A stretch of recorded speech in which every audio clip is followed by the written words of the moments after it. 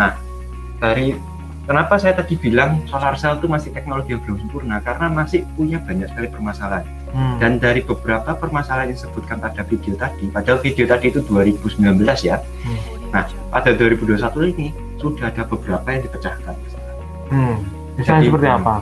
Contohnya seperti tadi, cara kerja solar cell. Anda ingat ya tadi ya, bahwa untuk elektron itu biar dapat bekerja, kita harus tempelkan dia pada dua buah metal ya, atau konduktor di atas dan di bawahnya dia kan, tentu saja kan. Nah, jika kita taruh metalnya di atas, tentu akan menghalangi sinar masuk ke dalam fotovoltaiknya, yang menyebabkan ya kekurangan dari efisiensi. Nah, masalah itu sebenarnya sudah dipecahkan. Nih, sekalian saya tunjukkan ya beberapa produk yang cukup bagus kalau kalian ingin beli yang bagus ya ini ya. Kalau untuk coba-coba yang murah saja. Ini untuk yang jika kalian ingin memakai.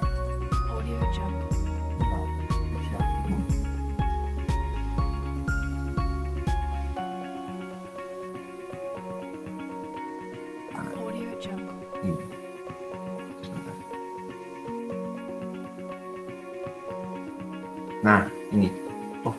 Nah, ini daftar-daftar solar cell yang paling bagus untuk sekarang. 22,6%. Nah, paling besar sekarang, makanya tadi saya bilang itu 22%-an. Ya, yang paling atas adalah SunPower 22%. Nah, Anda waktu memilih ini tentu harus memilih tipe-tipe solar cell-nya kan. Lihat, ini ada N-type, IBC, P-type, mono. Nah, mono ini maksudnya monokristalen ya. Nah, terus ini ada IBC. Kita lihat di sini IBC ini salah satu solusi yang diberikan oleh para saintis. IBC ini kependekan dari Interdigitated Back Contact. Ini jadi metalnya itu ya tentu manufakturnya jadi lebih kuat, tapi memiliki efisiensi yang besar karena metalnya tuh dia ditaruh di bagian belakangnya semua, sehingga bagian depannya khusus untuk menyerap sinar mataharinya semua. Itu menyebabkan kenaikan efisiensi yang cukup besar. Jika dulu kemungkinan pada tahun 2019 itu yang dijual di pasaran tuh efisiensi hanya 19%, di sini sudah naik. Kira-kira dengan biayanya apakah semahal gimana? Untuk harga ini kita kan dibagi jadi untuk harga ya kalau kalian lihat itu dibagi N-type sama P-type karena itu yang toko utamanya di situ ya. N-type itu maksudnya lebih banyak elektronnya, itu efisiensinya dia lebih tinggi. Oh gitu. Efisiensinya lebih tinggi, lebih bagus digunakan ya untuk domestik. Sementara untuk P-type, kenapa P-type sih banyak sekali? Ada banyak sekali. P-type ini sedang banyak peminatnya untuk peneliti karena sekarang kita sedang berlomba-lomba untuk mendapatkan di space radiation, jadi di luar angkasa, jadi untuk satelit. Jadi untuk satelit. Nah, P-type ini lebih bagus karena lebih tahan dari UV degradation. Jadi di luar angkasa dia jauh lebih bagus. Nah, karena perbedaan antara N-type dan P-type ini tidak terlalu jauh dalam efisiensi, makanya dia juga tinggal di pasaran karena tidak ada pengaruhnya juga di bawah. Efisiensinya memang lebih rendah sedikit. Memang kan dari ini sedikit aja, nggak banyak. Iya, cuma 2%. 2%. Tapi kecuali kalau banyak sekali lain cerita. Sektor. Nah, paling rendah saja di sini P-type ini 20%. Paling rendah ini. Dari harganya kira-kira sampai berapa besar? N-type kalau P-type ini antara ini per watt ya, 0,4 sampai 0,6 dolar per watt. Sementara untuk N-type ini dari 0,6 sampai 1 dolar per wattnya. Nah, ini kalau di luar negeri ya. Ini untuk mengetahui untuk half-cut dan lain-lain kita mungkin bahas lain waktu saja. Ada junction dan lain-lain. Saya coba ini kan. IBC ini yang paling baru. Makanya dia di jajaran paling atas ini, manufakturnya besar ini.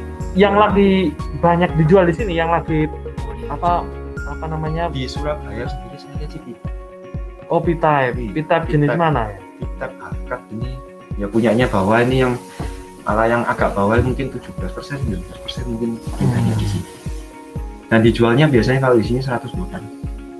Kalau di sini dijualnya kan sudah dalam piringan besar 300 sampai 400 watt. Tipe merek mana yang ingin? Kalau yang punya saya ya, kalau tempat saya ini Serapim, Hmm. sama kalau nggak salah Jinko. Oh, Jinko Oh, Solar. sorry kok Jinko, LG. Oh, LG. LG. Jadi untuk kita pitapnya pakai Serapim, untuk NTAP-nya kita pakai LG. Oh, Ini yang mahal pakai LG. Ya, LG itu. Yang mahal LG. Nah, ini udah tahun 2021, sementara untuk harganya yang saya tunjukkan di sini, ini tahun apa ini? Ini tahun lalu kan Mbak. Saya masih kita belinya 330 polycrystalline. Ini yang iya. pitap kalau ya. Jadi kita bisa tahu tadi jenis-jenisnya N-type, P-type. Nah itu kan kita juga, waduh, solar cell bentuknya seperti apa. Lalu jenisnya ya kisah kalau transistor ada NPN, ada PNP lah ya. Ini juga ada N-type, ada P-type. Tapi dia membedakan cuma elektronnya saja. Elektronnya saja ya. Nah, seperti itu. Nah, kalau Anda perhatikan tadi videonya, ada yang sering saya dengar waktu menjelaskan ke orang awam tuh. Sering yang salah sangka kalau solar cell ini mengkonversi panas menjadi energi, tapi salah. Yang benar adalah cahaya menjadi sebuah energi. Cahaya menjadi sebuah energi. Justru panas itu yang tidak boleh. Nah, selain itu saya tunjukkan juga di sini. Nah, ini yang membuat solar cell ini turun efisiensinya atau yang membuat rusak bahkan ya, itu ada angin. Jadi angin kencang. Apakah di Indonesia anginnya kencang? Mungkin saja, tergantung daerah ya. Tapi kalau kota cenderung tidak. Karena banyak bangunan. Nah, ini wind ini yang maksudnya wind ini yang sampai sifatnya merusak. Merusak. Nah, rusak ya. Ya, yang sifatnya sangat rusak. Terus salju, hail dan snow, tidak ada. Ice, tidak ada juga. Chemical exposure, selama kita tidak dekat pada pabrik yang mengeluarkan asap itu aman ya. UV degradation Ya, ini cenderung ya semua lah ya kalau UV pasti. degradation. Humidity di sini juga tidak terlalu ya, mungkin panas iya tapi tidak. Yang dimaksud humidity ini tingkat panasnya itu sampai yang kayak di Arab itu loh, yang turun enggak kan ini kan. Iya. Cenderung cukup lah ya. Insulation resistance ya ini dari pabriknya sendiri, sama thermal cycling juga tergantung dari pabriknya sendiri. Nah, jadi sebenarnya di Indonesia ini itu cukup bagus karena ada satu faktor lagi, kita juga di garis khatulistiwa. Jadi kita mendapatkan cahaya penuh dari matahari. Sementara kalau di luar negeri untuk mendapatkan UV yang bagus ada yang namanya UV tracker. Oh, ya, nyari UV langsung. Nyari UV, contohnya seperti mata kuliahnya Kodani. Workshop. Nah, workshopnya Kodani itu.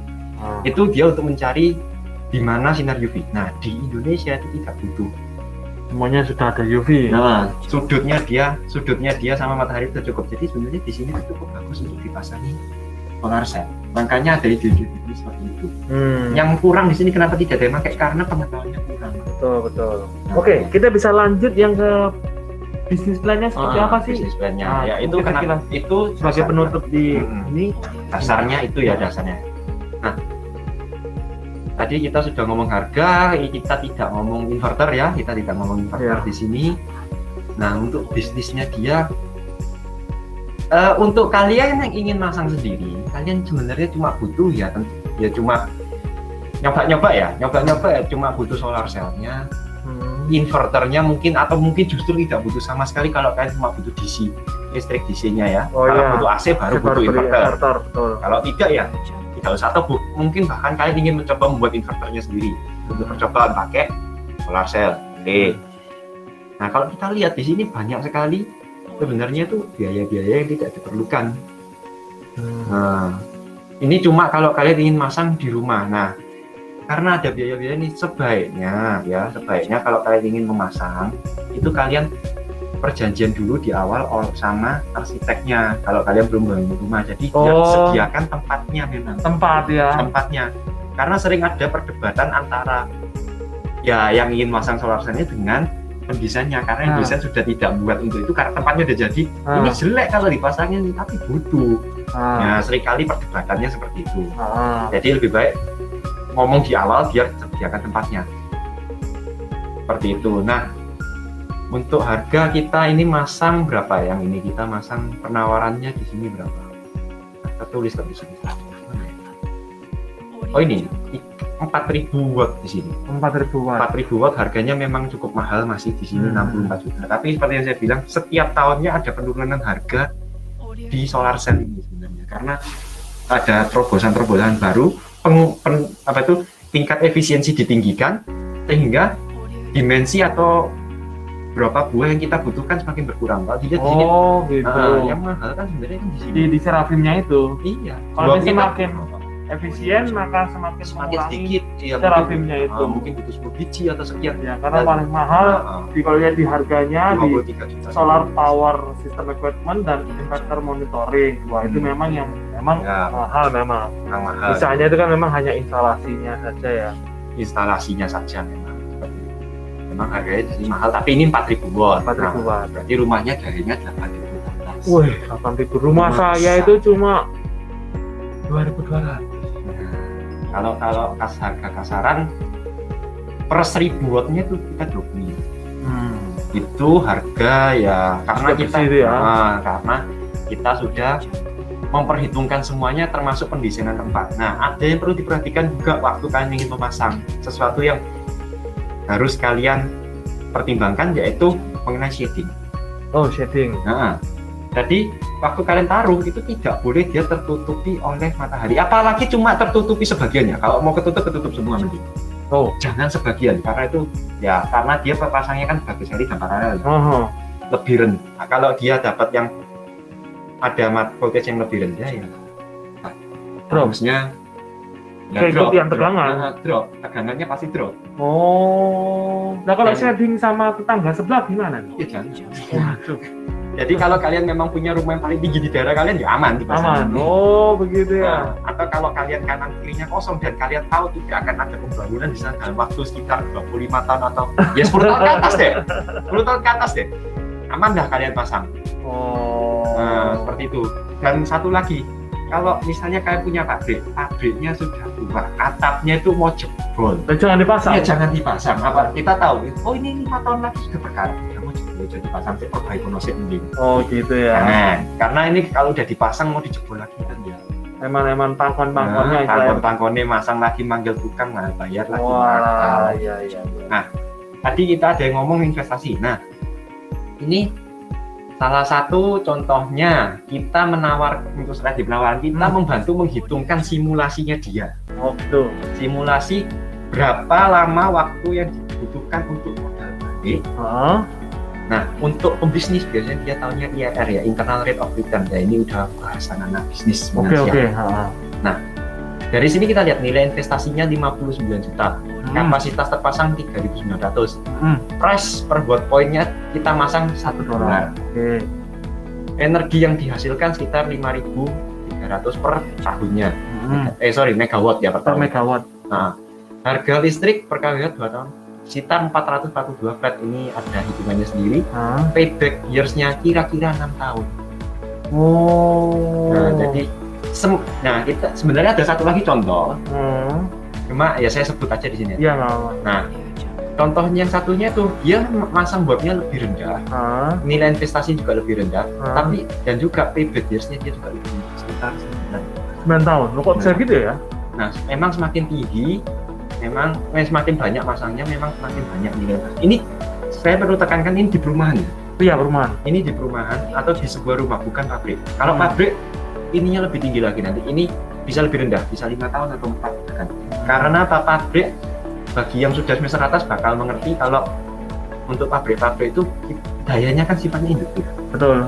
Jadi ada pergeseran ya, cost fee-nya lah. Cost fee. Nah, sehingga ada denda dari PLN-nya. Sementara kalau KPAR-nya ya. Iya, kalau kita pakai kita kok mau denda dari mana?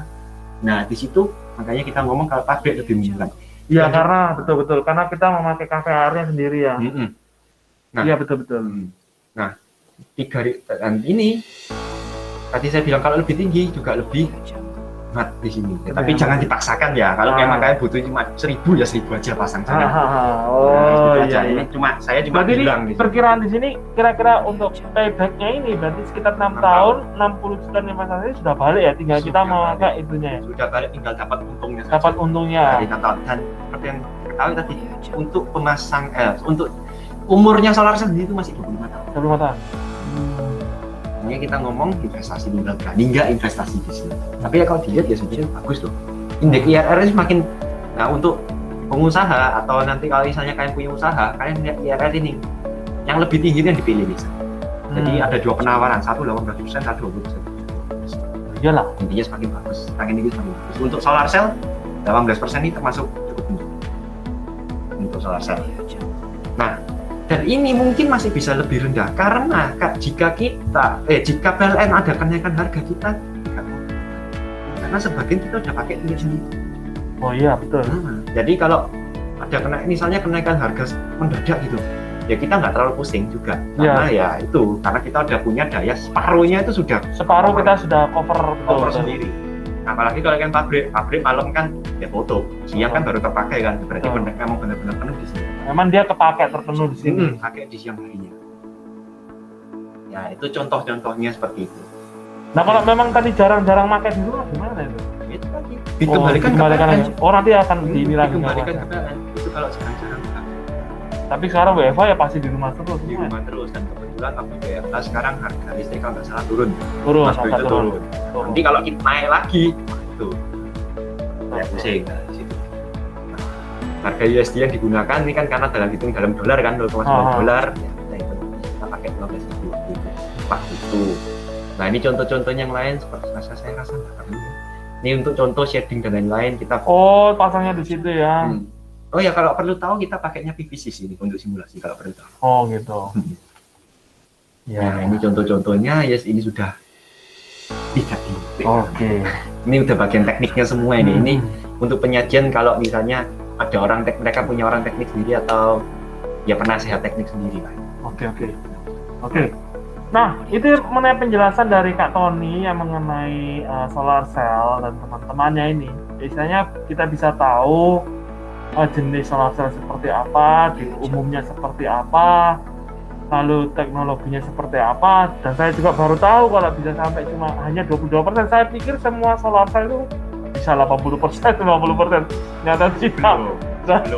Ternyata cuma baru 22%. Wah. Tapi itu sudah paling bagus. Nah, jadi seperti kayak begini kita masih tahu lah, masih dari solar cell, apalagi kita juga anak elektro juga masih tahu jenis-jenisnya seperti apa. Nah, dalam dunia bisnis tadi sendiri lagi, yaitu dimana bisa menghitung kira-kira kita nanti bisa berhemat sampai berapa tahun dan bisa kembali lagi terhadap modal kita juga berapa tahun. Misalnya tadi kayak 6 tahun tinggal kita juga pakai aja. Jadi kan uang kita sudah kembali lagi ke kita sudah berhemat, uang sudah kembali, tinggal kita pakai hematnya kemudian. Seperti itu maksud dari sebuah investasi ya. Benar sekali. Di sisi dari kita bisa menjual nominal KWH kita terhadap PLN itu mungkin nilai plus tambah ya. Nah itu loh. Jadi kayak begitu itu yang sebenarnya mungkin dimaksud sebagai investasi dalam di rumah kita masing-masing atau mungkin di usaha kita masing-masing. Nah itu yang bisa menjawab mungkin tadi dari saudara Michael yang mungkin bertanya dari hal tersebut. Kira-kira tuh Michael Budi baru join. Mike kemana aja lo? Habis DC pak. Habis DC. Iya pak. Habis mobilnya mati pak. Jadi intinya gini loh Mike, maksudnya tuh investasi itu dia berhemat. Kita mengeluarkan suatu biaya untuk berhemat hingga kembali lagi sampai 6 tahun kemudian uang yang kita bayarkan sudah kembali lagi terhadap hematannya kita gitu loh. Kalau dibandingkan kita tidak memakai apa-apa. Nah, selebihnya itu baru kita memakai fasilitas daripada solar cell tersebut karena dia punya umur yang cukup panjang 25 tahun dan juga mempunyai nilai plus tambah kalau kita bisa jual ke PLN gitu. Memang sih nggak banyak ini, tapi nanti kalau misalnya kepengen intens langsung bisa langsung hubungi Kak Tony aja gitu loh. Karena dalam acara-acara begini juga susah untuk memberi penjelasan lebih detail. Mungkin ada pertanyaan dari teman-teman lainnya. Apakah acara ini cukup baik? Anak? Mau bertanya Pak? Oke, betul, silakan. Untuk tadi yang tiap tahunnya kan di efisiensi dari solar cell berkurang 0,8% itu ya. Ya. Nah itu tadi kan 17% dikurangi 0,8% itu seterusnya atau pengurangan dari 17% terus-terusan itu? Gini, 0,8% itu sekali lagi bukan dari 100% ya. Jadi 17% turun 0,8 itu bukan menjadi 16,2 loh ya. Jadi berapa? Ya 0,8 dari 17 itu. 17. Ya berarti sekitar 1% nanti lah. Satu kurang, 0,1 kurang malah. 0,1. 17 jadi 16,9 90 sekian gitu per tahun. Berarti per tahun ini. per tahun.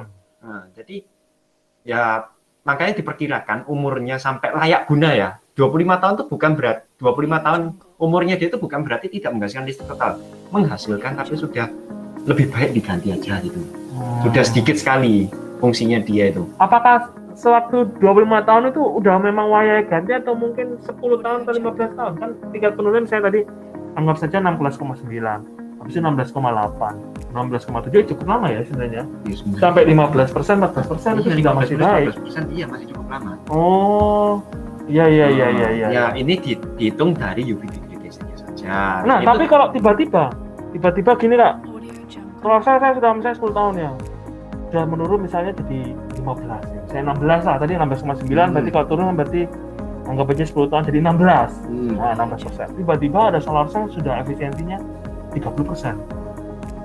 Nah, itu makanya dibatasi. Nah, kalau ingin diperbaiki lagi pula. Kalau dilihat dari tadi ya, dari biayanya tadi, kan sudah ada semua sebenarnya. Kabelnya sudah terpasang, perangkatnya sudah terpasang, tinggal ganti solar cell-nya. Oh, nggak masalah ya? Nggak masalah. Oh, Selama ukurannya sama. ukurannya sama. Nah, biasanya dari pabrik yang sama biasanya. Jadi biayanya itu kan banyak juga dari yang lainnya gitu. Memasangkan tukang dan lain-lain. Jasa-jasanya. Jasa-jasanya betul. Tapi struktural sudah ada. Nah, jadi yang sebenarnya perlu diganti waktu kalian memasang solar cell cuma ada dua. Satu, solar cell-nya itu sendiri jika sudah mencapai efisiensi yang tidak diinginkan, itu mungkin biasanya di atas 10 itu. Karena di atas 10 itu juga sudah tidak ada garansi. Tadi itu garansi lifetime ya, kalau garansi produk itu di atasnya 10, jadi di bawah 10 itu masih dapat kalau garansi produk.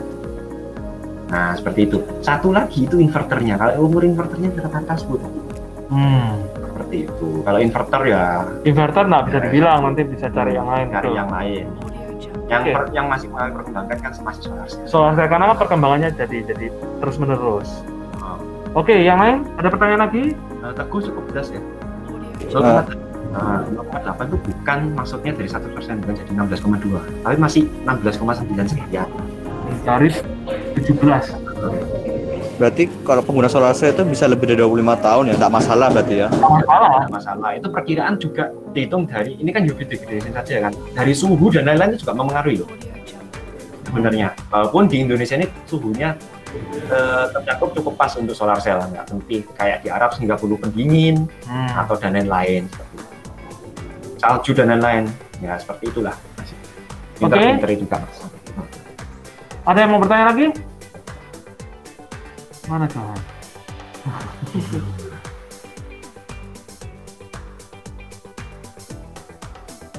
Apa jangan langsung ngomongkan di sini ya? Ada yang mau bertanya lagi sebelum kita mengakhiri acara hari ini? Nggak ada. Sebenarnya ada acara door prize, tapi ini sebenarnya dijelaskan nanti sama saudara Johan.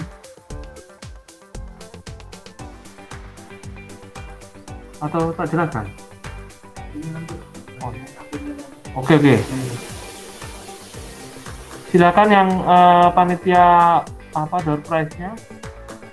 Oke, itu kita beri tepuk tangan dulu buat Kak Tony dulu. Kak Anton. Terima kasih atas kesempatannya bisa mencerahkan pengenalan kita terhadap solar cell. Jadi nanti kalau ada yang mau tanya-tanya lagi, nanti kita bisa tanya sama Kak Anton. Nanti beliau bisa menjelaskan apa saja mengenai solar cell tersebut.